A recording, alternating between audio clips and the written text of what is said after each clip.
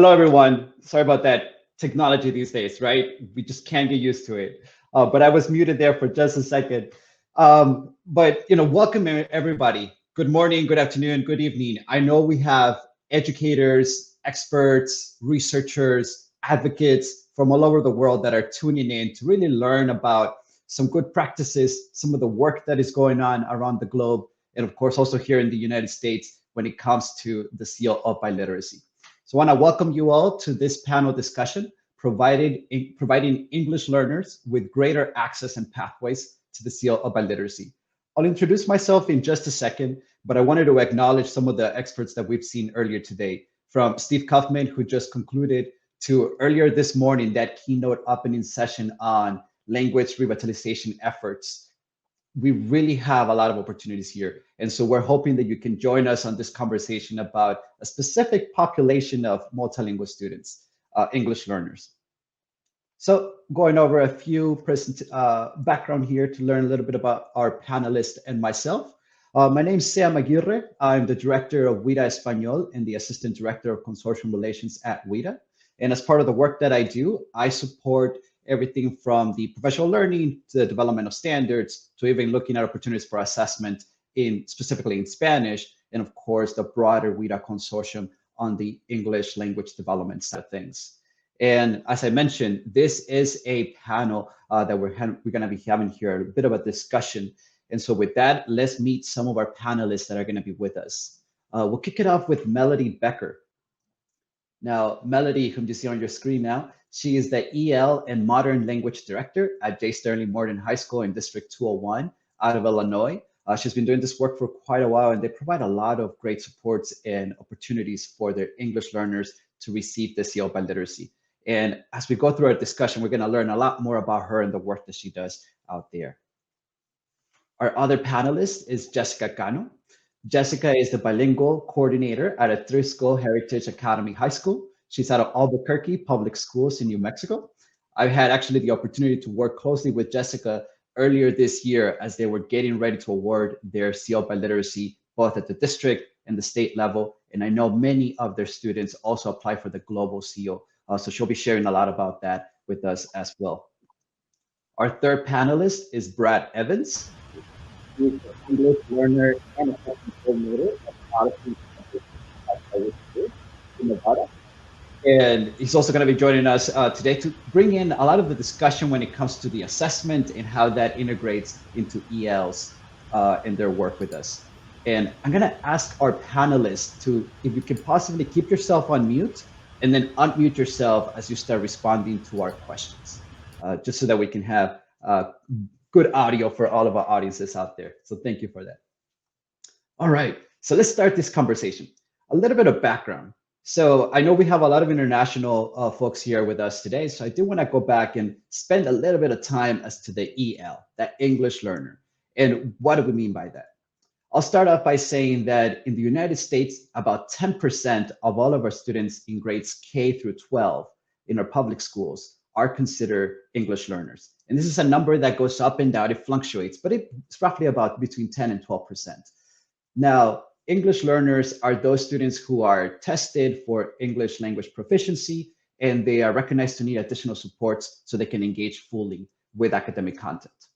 Once the students get the proper supports, they test again. And when they pass that assessment, they are no longer English learners, and that's where former ELs comes in.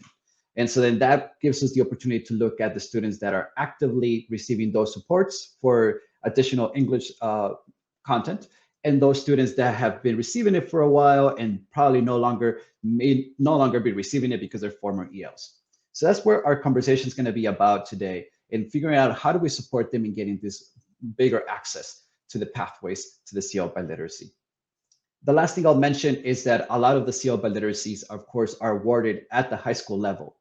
Most of our ELs are found in the K3, K5 grade range. So by the time the students get to high school, most of them have already exited. So it's actually even much more important for us to also look back at our former English learners. And that being said, I'm going to go ahead and stop sharing my screen here so we can see all of our panelists much bigger. Here we go. And we're going to kick it off with these questions, this conversation around how do we help these ELs and former ELs to attain that seal of biliteracy. And we're going to kick it off with Melody first. So Melody, can you share with us, how can the seal of biliteracy be a motivating factor for ELs and former ELs? Well, for us in Illinois, one of the biggest things that motivates the students is the private or public universities and colleges are required to award credit for students who are earning the seal of biliteracy and have that on their diploma. Many of our private colleges have also taken that opportunity as well, because they see that it is a very big attractor for students to enroll in their college to earn that early college credit. Another thing that's really motivating is oftentimes schools have a deficit mindset about language learning, and they feel that a student who is multilingual you may have heard people say like they're using the other language as a crutch, and this really flips the switch on the view of language learning to an asset model, and recognizing the funds of knowledge and the skills that students have and use that as a building block for even more success in the future. Thank you, Melody. Definitely an opportunity. We'll keep it going here with Jessica. Jessica, what is that motivating factor for ELs and former ELs? Thank you. I would say it's a very formalized process. At AHA, we do formalize everything. It's very ceremonial. They have a ceremony. It's we really put a big bow on it. At our school, we always joke, kids will do anything for something they can wear at graduation. So, but it really all builds up to what Melody mentioned, like really going in the opposite direction of that deficit mindset, really looking at how the entire experience builds on them as a whole person and how the languages build on each other. So really, as far as the intrinsic things, we do have those conversations of what are the applications of these skills post-secondary, when you go to college, possible college credits through various tests, those type of things. So there are definitely some motivational factors there. But yeah, I would say the formality of it really helps. But the bigger goal is, like, I think Melody really hit on the head, like the opposite of the deficit. So really making it an asset-based approach of how we look at it and destigmatizing the EL label that shows up with those students. Thank you, Jessica. And definitely, we need to continue to uplift that. And that sounds great. Melody mentioned a little bit about the private schools getting involved. Brad, you're at a charter school. What does that look like for you as part of that charter network? So I'm at a charter that is sponsored by our public district, CCSD. So it's an interesting mix. I would say that schools and charter or otherwise are looking for ways to shift the conversation from a deficit to an asset-based look. Currently, we are trying here in Nevada to get what Illinois has with getting college credit for the Seal of Biliteracy, because, you know, even if you're taking the CLEP exams or other exams, this could be a more efficient way to demonstrate proficiency.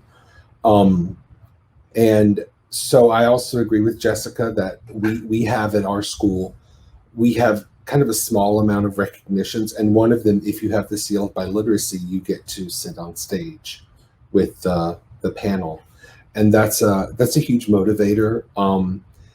In the same vein, we try to celebrate our students who exit LEP status. So students in Nevada, it's a 4.5. They get honor courts just for exiting status. So we try to create a culture of celebrating multilingualism and whatever it is.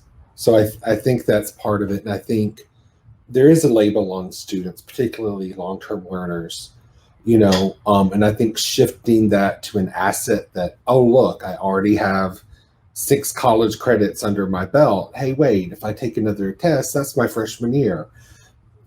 I think that's important. And I also agree with Jessica that formalizing it is really important.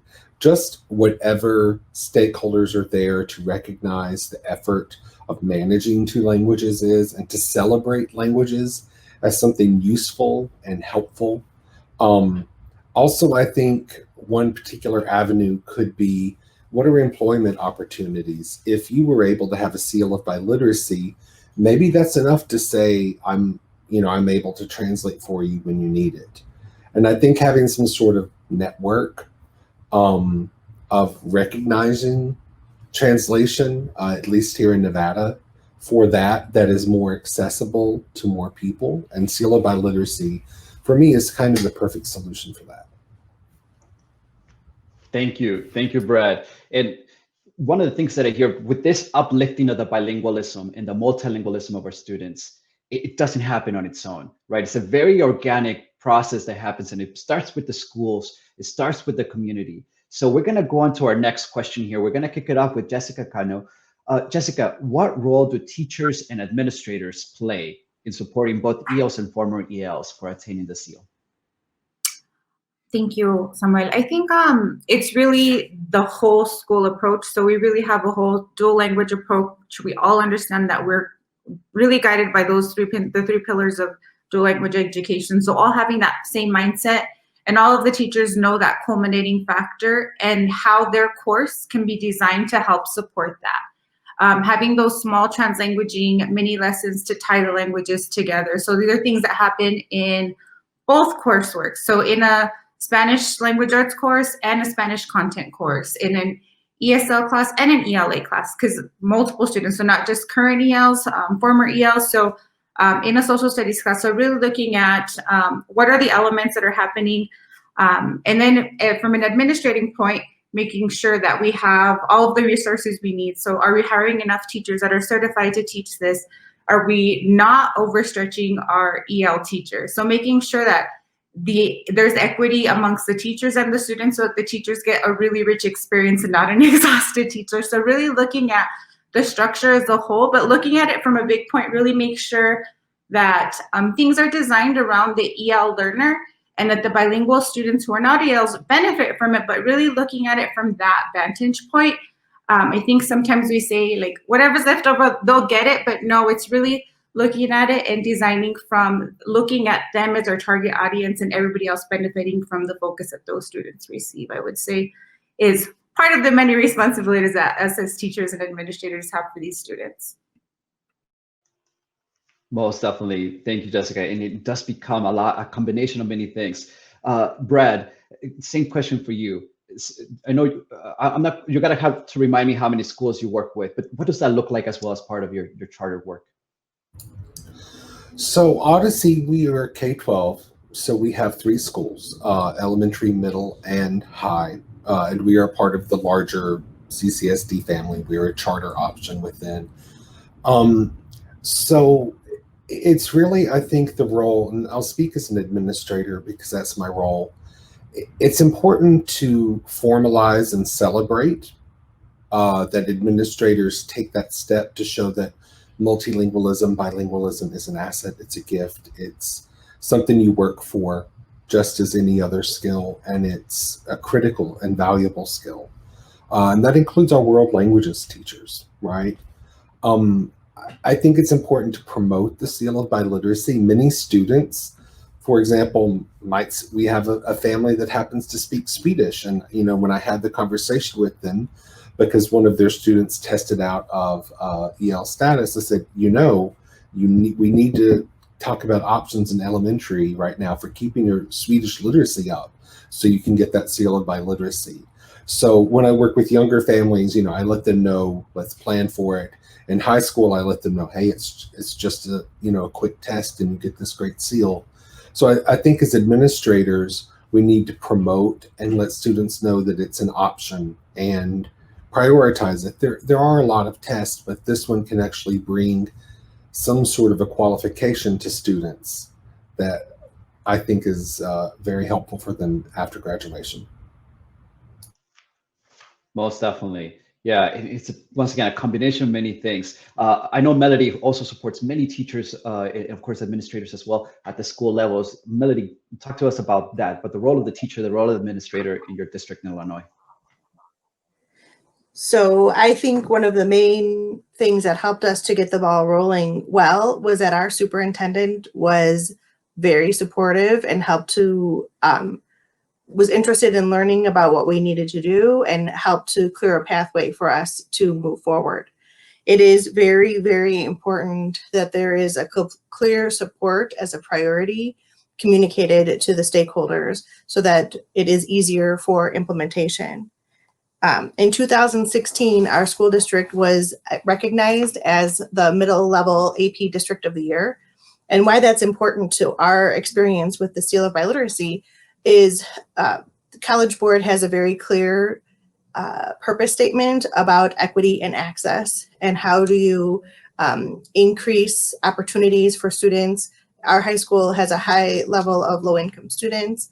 And so how do you provide challenging and rigorous experiences to students and see that they can be successful when given the opportunity?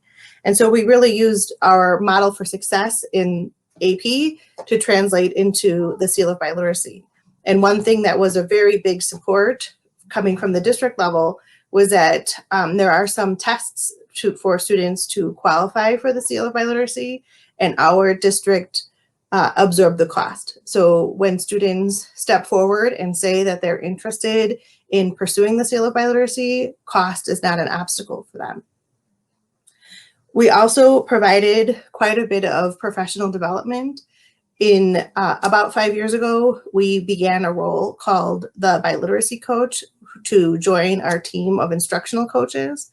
And we even had multiple professional development opportunities during Institute days. So all teacher stakeholders and paraprofessionals had a good understanding of what the Seal of Biliteracy was, why being multilingual is an asset, and how to start incorporating and inviting a multilingual ecology, even in classes that were core content in English.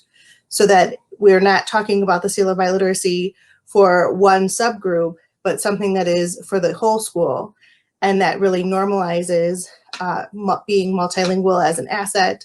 And it is something that students who are ELs or former ELs or foreign language students, everybody can celebrate their learning.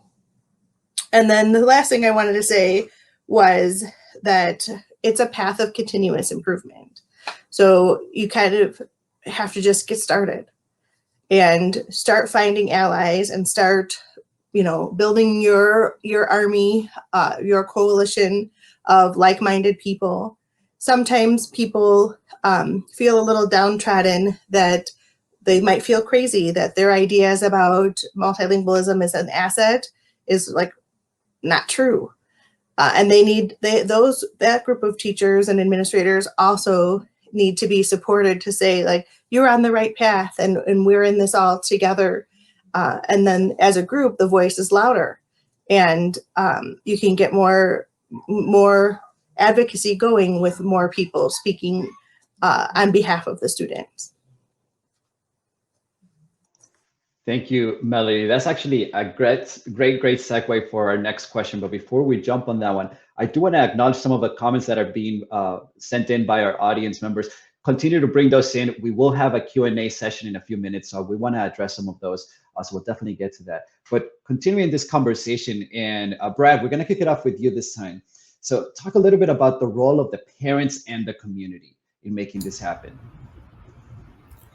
So I spoke with a counterpart who is passionate about the Seal of Biliteracy, and we were talking about the challenges we faced. And like Melody mentioned, we want to make sure that parents and community members don't have to pay for the exams, that there's not a financial burden or obstacle. So fundraising, I think, is important, making legislators locally and statewide aware that this isn't a huge cost, and it does give our kids some sort of certification. And it could give us a network for recognizing proficiency at a local level that frankly, as a linguist, I think is lacking. But it's, it goes back to awareness. It's important that parents know that they maintain those home languages, that it's an asset.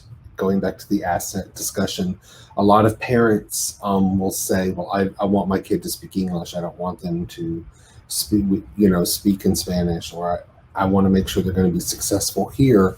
And the irony is it's that unique skill set that gives them an advantage. If you have two accountants and one is trilingual and one is not, it's better to have the trilingual accountant.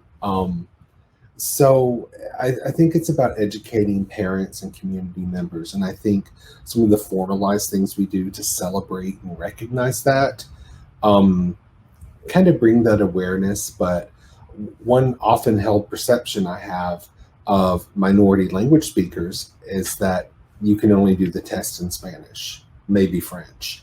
And, so going back to my Swedish family or families that speak other languages that aren't as prevalent here in Nevada, although we do have we boast a great linguistic diversity.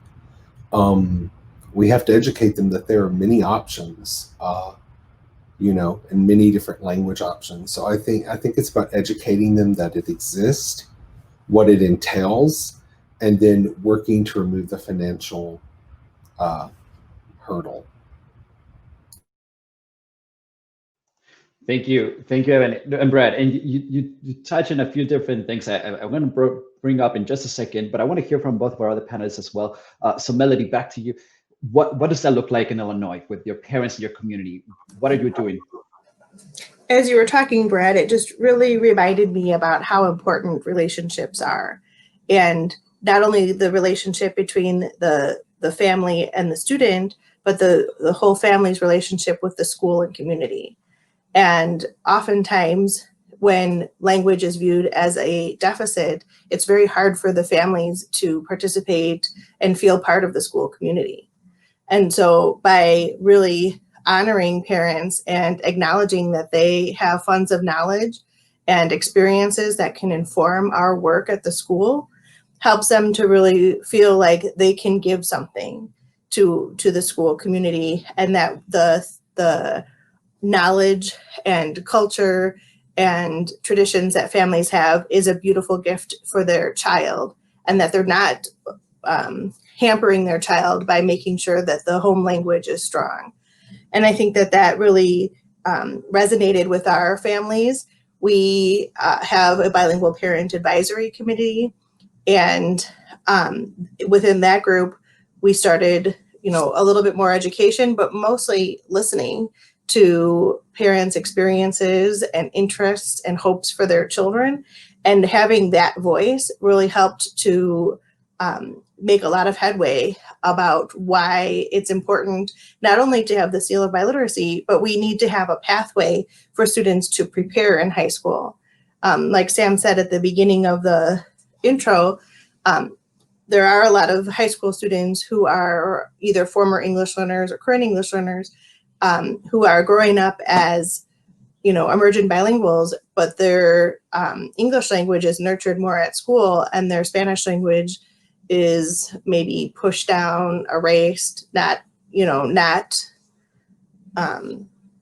nurtured. And so we do need to have pathways within the high school to have students get to that high level in both Spanish and English. And they really do then have increased opportunities. And having that kind of network makes it easier for, now kids are kind of breaking the road and getting it ready for the younger ones behind.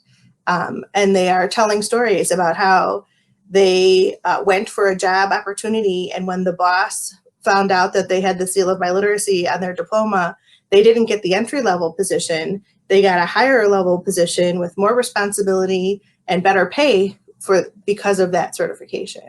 And when the younger ones hear about that, that's a really big motivation too. That is true. It's so common. And I feel like what I've heard so far is kind of Brad talking about for our communities that need to be informed, and how do we get that information to them. And Melody, I hear a lot of like the bilingual parent advisory councils and motivating and moving our families to continue to encourage our students to do that. Jessica, Albuquerque Public Schools has a very rich history of doing this, organizing parent-led movements and all the multilingualism happening. Tell us about that, about the role of the parents in the community in your school. So I think Brad and Melody kind of covered a lot of the things that we do as far as like our our bilingual parent committee, all of that stuff. But so that's important, really making sure that the parents understand the pathway, and also that parents understand that the school is supporting the heritage language also, but the parents are supporting the heritage language, and that parents understand that they serve a very high function, that the two languages are developing together. So they are the experts that are helping us with the things that come into our classroom. And it's that bridge mentality of that. We're not providing all the richness. They're providing the richness, and it's a partnership. So really trying to have those conversations, but then bringing in people. So someone's going to get an invite from me later this week as far as coming to meet with my students. So really looking at the big, and I tell my students that there's going to be people from all over the country coming to see you and see what you can do. So really doing that, having former students, like Melody said, come in and talk to them, talking about the benefits after high school. We try to have a lot of like the tutors and those things that come, be bilingual, and try to honor both languages as much as possible, so that it is across the school, across the campus, something that is valued and that is looked up to, and really shifting that deficit. And having students be okay with that EL status, and saying like, this is a continual process, like Melody said. So this is just a status. It doesn't mean that my English isn't good. It just means that that's what that test says about me at that moment that I took 6 months ago. But I'm going to keep on working. I understand the test. So really looking at across the campus, having that partnership, and trying to bring in partners that are bilingual. So having advisors come in and speak specifically in Spanish. And obviously if they're asked questions in English, they'll answer in English, but really having that mentality that these English language learners we're there to serve them, and that the partners are coming in with them in mind. So I think that would be the only thing I would add, because Brad and Melody had tons of good stuff to say. Thank you for that. And it really is that richness conversation of how do we support each other? How do we elevate the languages of our English learners or former English learners, right? I want to go over to some of the questions that we're receiving here on the chat, because I want to make sure that we get to them. One of them is, what about for teachers who are about to start working with either the Seal of Biliteracy as an English learner teacher, but they may not necessarily have the proper credentials or experience. Nonetheless, they're big advocates of the language learners themselves. What recommendations do you have for these individuals to bring up the Seal of Biliteracy? And anybody can go, so just unmute yourself and jump in.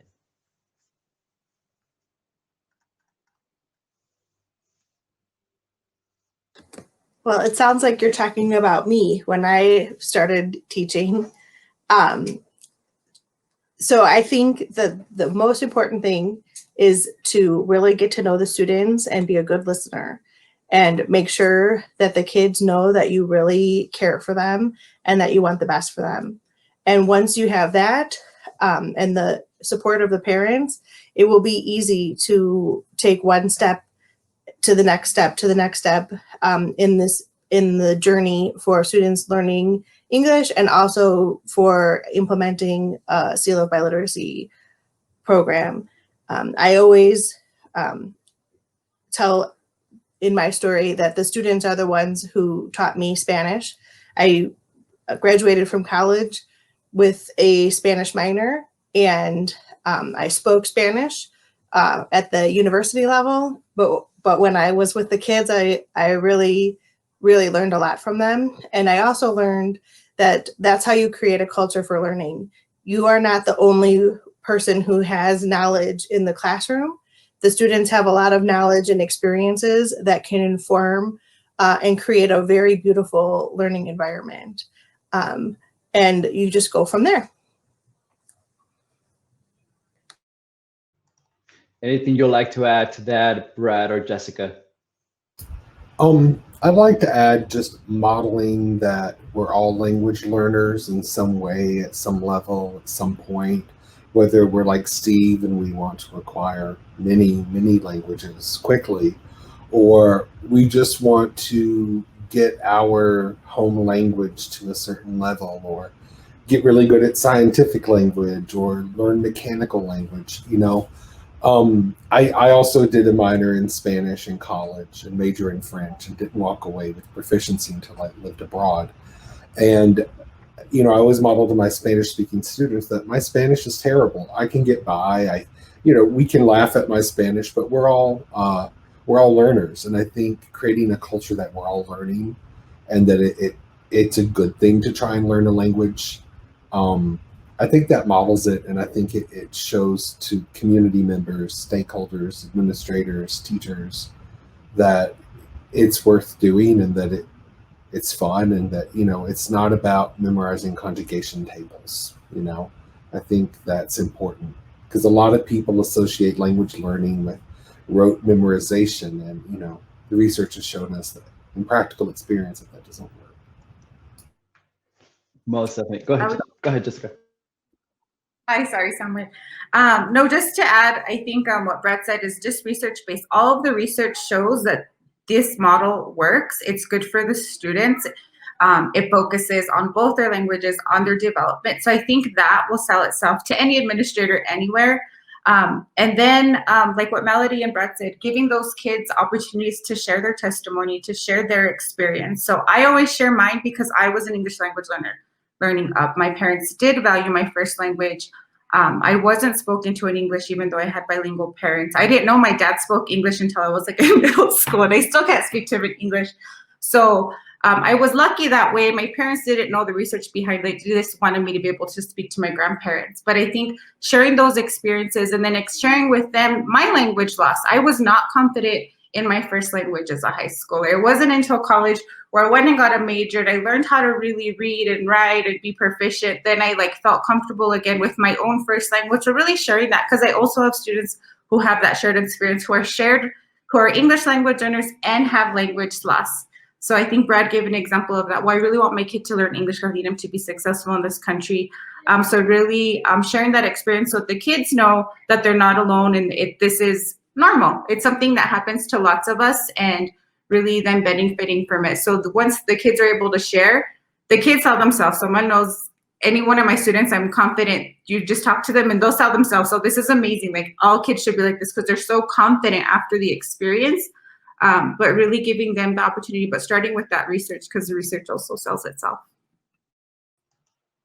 Very true, very true. There is so much to draw on these days, right? When it comes to the research behind it, to what's happening in communities, right? Highlighting those stories, such as the one you just shared, Jessica, it makes a big, big difference. I want to go back to a different question here, drawing on one of the comments on the chat. You're all in high schools. Talk to me, two questions or two options here. Talk to me about how a high school bilingual ESL teacher coordinates with world language teachers to bring up that biliteracy, or the process of the opportunities for the Seal of Biliteracy. Or two, how do you coordinate with your feeder schools, the elementary, the middle schools, because those students will eventually be high school students that can apply for the Seal of Biliteracy. So you can answer both, or you can pick and choose. Go ahead, Jessica. I'll go ahead and start. So I have that situation quite a bit because I come and APS has a lot of dual language schools, but like most districts, we don't have a lot of direct pathways. So we have kids who will come to us and have never been in dual language, and we have kids who probably could get their Seal of Biliteracy the day they walk in our doors. But really having those freshman classes kind of be like the crossroads classes where todos son bienvenidos, the way you speak, the way everything, and we build and we use the assets of all the students. And then as far as our world language teachers, kind of what Brad mentioned earlier, rote memorization, memorizing conjugations, that none of us learn that way. So how many of us can say, well, I took 4 years of French, Spanish, whatever, and I can't communicate. So really looking at the practices in our classroom and how we can build those language skills in our monolingual students as well. So thinking of them as Spanish language learners and how can we focus on them that way in our model as a Spanish English model. And what we do for that is we use our AP class as the crossroads class, very similar to how I would use my language arts class at that freshman level. So really creating spaces that are welcoming, forgiving, and where kids are encouraged to make mistakes, I think is something that we do on our campus. Thank you. Melody, Brad. I know you're doing a lot of things as well. Well, both questions are really hard. My role is the director of both the English learners and the modern languages department. So that part is a little bit easier since there's one person overseeing both groups. And we have done a lot of relationship building within our teams to see what are the similarities in proficiency development, and seeing that like we can function as a large group and depend on each other and share resources, even though our languages are different. And so that's been really a beautiful growing process for us. When we started our movement towards dual language, only one of our feeder schools out of 5 had a dual language program going, but they were starting to put pressure on us as the kids were growing older. And then we kind of got some traction, and so we started putting pressure on them. And so it's been a good pressure between each other and kind of sharing our resources and sharing what we've learned to create more knowledge in the community, to be more accepting of having a dual language program, and having kids feel not only within the schools, but within the community that they see themselves in how we conduct our cultural events, our traditions, our how we have multi-languages in businesses and within the government, so that people feel welcome, not just in school, but throughout the whole community. Brad, how about yourself? So I think in addition to what we've mentioned, from a pragmatic standpoint, we can talk to our world language teachers, but a kid who's taking French and speaks Swahili might not realize that they could probably test in Swahili, right? And because they don't see their languages being valued as much as the other languages. So I think part of it is just incorporating it into all testing and making it a point. So when I talk about testing, Seal of Biliteracy testing is up there with ACT and all the others. As an administrator, I choose to speak about it in equal terms. And I don't start with Spanish. I say you could take languages from Arabic to Zulu. And I mention like 5 languages that sound exotic. And then I say Spanish. Because I want them to have I have so many speakers that are like, well, I couldn't take a test in French. I'm like, of course you can. And then I talk to some of the students about the applicability. So just like the example that Melody shared, where someone hired a student and they got in at a higher rate because they had the Seal of Biliteracy. And I also think, when we talk to community members about this, educating people who are hiring our kids about what the seal means, because some of them will say something like, well, how do I know if they can really speak Spanish? Because I hired someone and the translation didn't seem right. They struggled, having some sort of system in place, and educating our community is important. So I think it just needs to be given as due diligence like any other test. Just like WIDA, just like ACT, just like whatever state proficiencies we have. It should just be on a list with all the tests, and we talk about it, and we just give it that example. So that said, when working with middle schools and feeder schools, anytime I have an EL identified student or we start talking about other cultures, other languages, I bring up to say, if you have a heritage language, and I talk about what that means. Like, do you have linguistic diversity at home? Does your grandma speak German? Is that something you're interested in continuing? So I think folding it into the conversation so it's part of the everyday assumption rather than some sort of last minute thing we bring up at the end. I think that's really the culture, setting it as a priority and just as important as ACT, SAT. Most definitely. And it's so many different things, so many different approaches that we can take to this, right? I am going to share my screen one more time because I want to make sure that we get your contact information, more importantly, up here on the screen. So, but I do want to give you an opportunity for certain final words, and I know we have just a few minutes here. So Melody, any final words for the community of practitioners that are listening in today?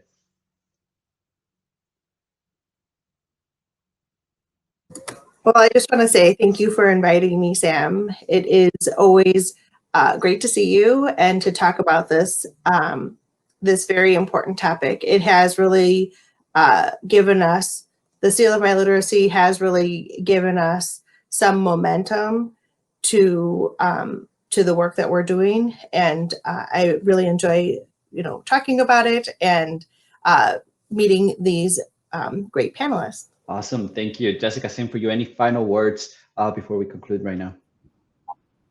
Also, thank you, Sam. And then thank you, Melody and Brad. We hadn't met before, but it was great to hear what's going on. I think it's just always fun to share what's going on across the country and the experiences that young people are getting all across the country. So it was really nice.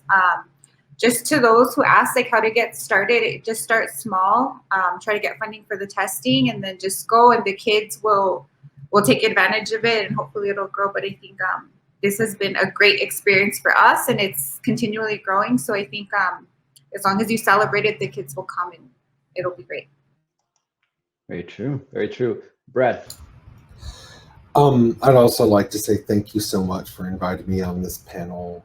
It's been just such a pleasure to hear what's going on in other districts and the similar solutions and challenges that we have. I echo what Jessica said about starting small.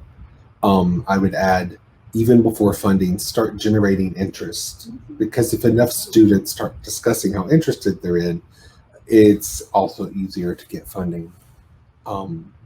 But I'm just very grateful for being invited. Awesome. Well, thank you. Thank you for really taking the time to share with us. I know there's tremendous practices going on all three of your school districts with your high school students, supporting English learners, former English learners. And in the spirit of thanking, I want to be very grateful also to Linda Egnet. So Linda is the one who actually reached out and said, hey, we need a panel around ELs and former ELs. So thank you. Thank you to Global Seal for putting this together and building this community, because it ultimately helps us continue to support our work. Last thing I'll say for all of our folks that are tuning in, please feel free to reach out to us directly. Our emails are up here on the screen, and you can reach out to the organizers of the conference as well. Last thing, stay active, right? WIDA provides a lot of opportunities through social media. So definitely tune in, use the hashtag WIDA, use the hashtag global C.R.E.D. 20, and continue the conversation after this. I think that's our time today. Thank you to the panelists as well. Thank you once again, and we'll see you next time. Thank you all.